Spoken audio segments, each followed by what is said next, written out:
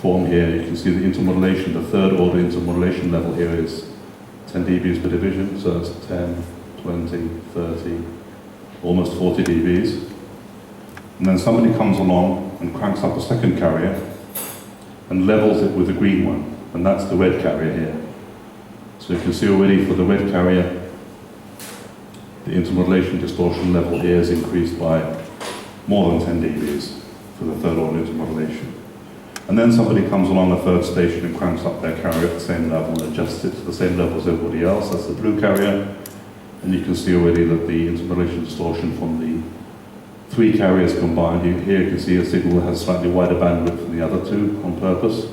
And you can see the beacon. So the effects of the beacon is this hump here. And typically for satellite or commercial satellite communications point of view, the intermodulation level is minus 26 dBc. So when you have a receiver and an antenna, spectrum analyzer, and you look at all these commercial satellites, the carrier to noise ratio, if you can see the transponder noise, and the noise is thermal noise and intermodulation noise, etc., that noise level has to be at least 26 dBc. And of course it's in the interest of the satellite operator to use the transponders at such a power level to get it optimum maximum output power so that everybody's looking for this 26 dBc level on the downlink. And that's a strict application for the uplink also. The uplink signal has to be at least as good as minus 26 dB, minimum attenuation to the third order intermodulation. So a lot of measurements on this, and obviously the beacon's going to be on the low side, not on the top side as this drawing indicates. Okay, so the next planning meeting for the monitoring control station is taking place this week, this coming week in Qatar. Achim Vollhardt is there. He's working on some of the control equipment, and there's a very small team of people who are looking at the solutions to this. The Layla, we're already talking about Layla 2, and the Layla 2 processor is underway, and the first prototype is put together, and hopefully that'll be something that can be demonstrated in Friedrichshafen in the summer. So you'll be able to see some hardware that will be generating the signals on the spacecraft. So the next updates will be in Friedrichshafen, and this is SHARSAT 1, just to give you an idea of the huge size of this thing. If there are any questions, I'll attempt to answer them. Did I raise any questions? Yes. Your concern? What is the first paragraph? Bottom one. In the middle. Full. Full. What does it mean? That's the first character. What's it mean? Plenty. You was interested in the second or third character? No. Okay, just the first one. The first one's plenty. No questions. Full. Yes. The second and third. Full, rezzo, ja. Plenty of strong arrows. My name is Fletcher. Yeah. Are there any other questions? Over there. So what is the best guesstimate for the launch time? Q1 2017. Possibly early Q1, because originally it was Q4 for this year. And I know that the hardware is already tested in Finland. So it's time to start to collect the gadgets again? Absolutely, the very latest. So, over in that direction, 200 meters. But certainly, yes. Will you also have the girls and the boys panel on the next satellite?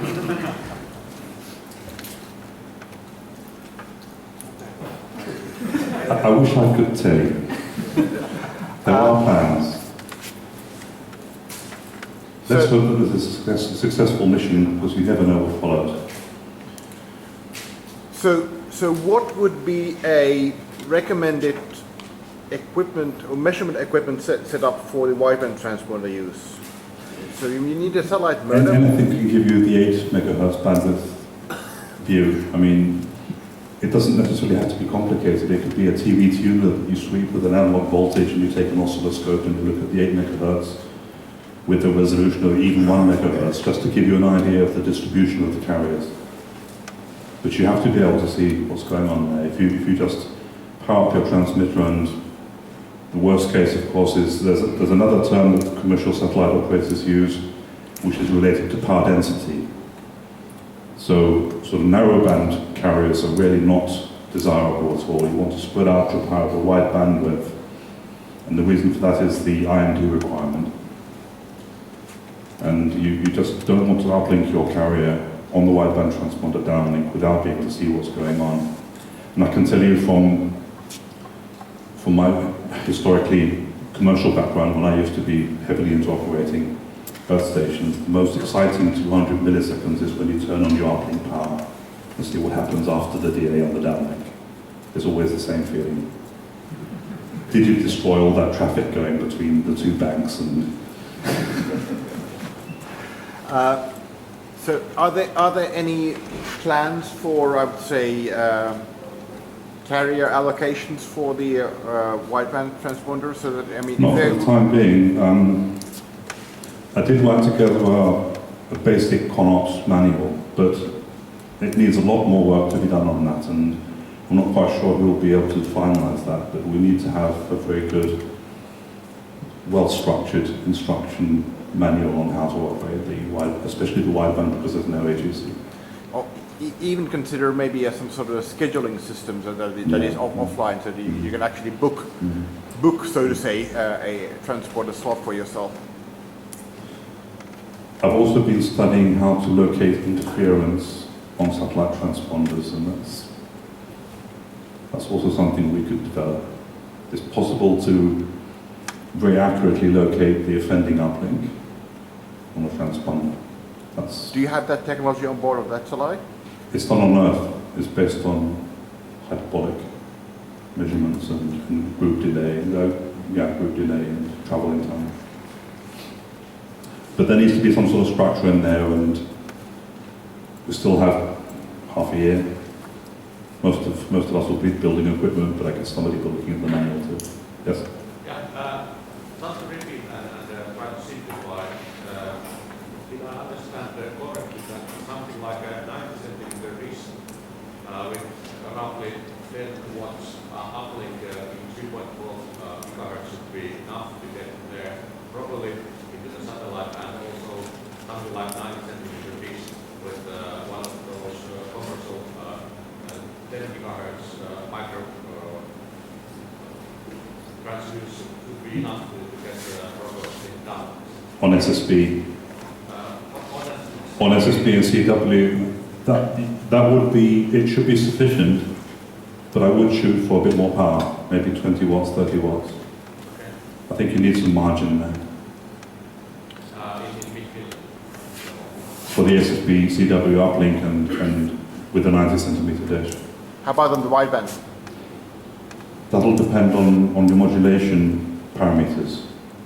Your basic modulation. I mean, QPSK is most robust, or BPSK is most robust. It's also the widest.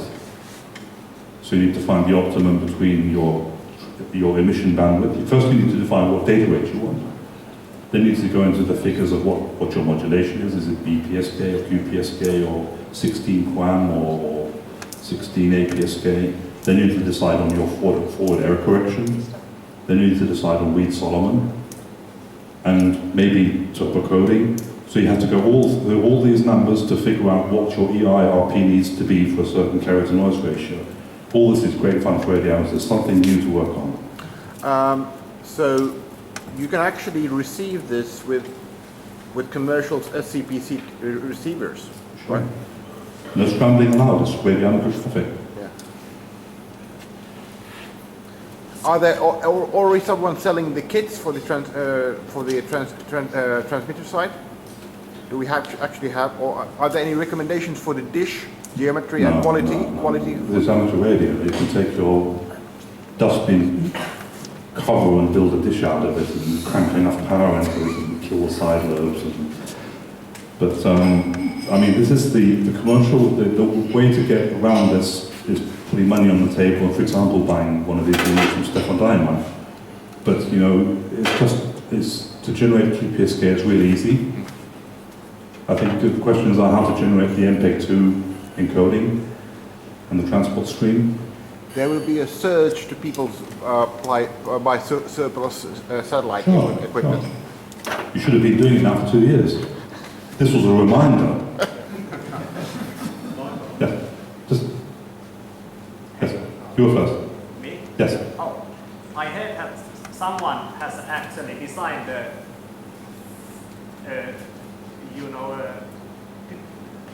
An encoder. dish feed, Yeah. dual band one. Is it true? Yes, that's a nice reminder, thank you. The latest AMSAT DL magazine has an article on a co-located common axis feed where the S-band, there's an S-band patch with an integrated 3 centimeter horn in the center. And that's sort of worked on, engineered, measured, is working perfectly. That's the one design. Many other ways to do it too. Would you have any idea where to actually find those plans? At least I asked Strauss office and they don't have the info. AMSAT DL. Yeah. Ah. Where do I actually find the plans? Well, I have AMSAT DL in my post box at home. Yuri has AMSAT DL magazine. I don't think I can really copy the article without permission. Oh.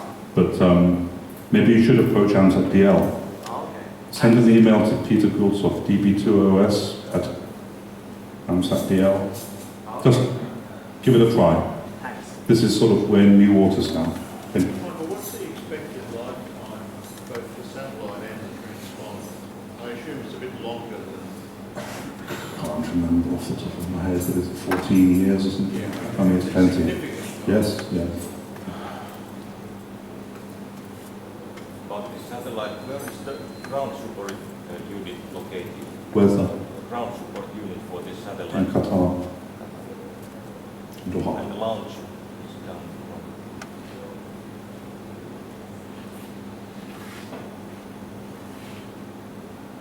from. I'm not sure. Yeah, Baikonur. I don't know. I don't know who Malco have been using recently. It will be a good indicator to go look at the history of what Malco have been using in the past. Any of those. Kazakhstan. Yes. Is that it? What, has there been any look on for use for this kind of a mass data broadcast? Like putting some Yeah. daily data feeds out using this satellite for amateur community? Yeah, that's one of the questions that I sort of would raise myself also. Of course, from the amateur point of view, this digital television transmission capability is something that's it's something for the masses. It's possible for the masses, but I think looking at the CONOPS manual, for example, we should somehow define the operation of the transponder so it's not limited to digital television transmission, so that it would allow also other experiments, because you could do some really fantastic, even physical, interesting experiments on such a transponder that's stationary and extremely stable and so on. So I wouldn't want to limit it to digital television, but currently that's what everybody's talking about at the moment. But obviously, you could use it for many other interesting things too. How many digital GMSK carriers could you support? Packet radio. Anything else? I'm not sure how you concluded you should put the beacon on the low end. From the IMP point of view, to maintain the beacon level will be extremely weak compared to the main carriers. Of course, the carrier, that'll be defined, but if you look at the IMD behavior, it'll be increased, it'll be, the sun will be on the low side, outside our pass band, and not interfering with our carriers inside. But if you go to the top side, it'll be outside our allocation. Okay. And there's filtering on the output, of course, to limit that, but we don't want to generate any extra problems for no particular reason. So that's the reason why it's more efficient on the lower side. It could also be in the center, but that can be defined as the beacon will be on the ground. We can put it where we like, we can put any modulation on it we like, we can make it narrow as wide or as wide as we need. And also the ladder will be on the ground, so we can program it on the ground. And it'll be a DSP ladder, of course, at this space. So, any others? What are the dimensions of the satellite? It's What define huge? check on the internet. It's big. It's really big. It's much bigger than our transponder.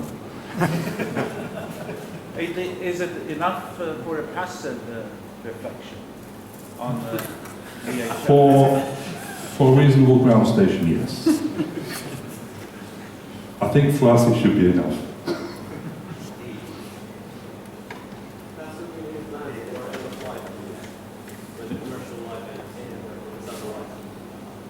Well, decommission has really developed. I mean, that's developed a lot over the past years because we had this debris problem with dead satellites and nails and all sorts of stuff up there, blown up Chinese satellites, and it's a big deal. And I'm pretty sure that NOC have put a lot of effort into planning that there's plenty of fuel to be able to change the orbit at the end of life.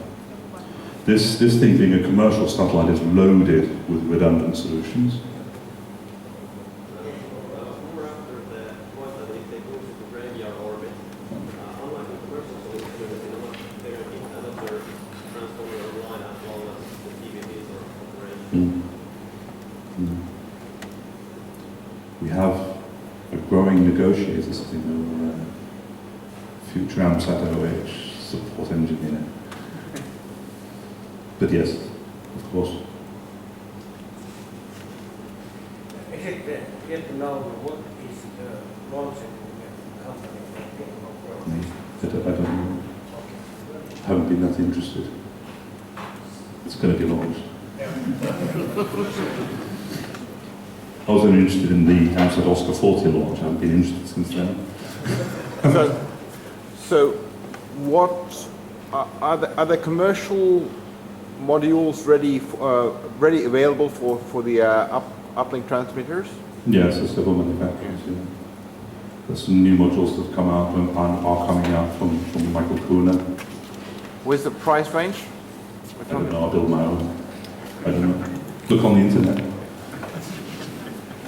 Or the car boot sale over there. Yeah. So we're now exhausted. Thank you very much for your attention. See you on the satellite.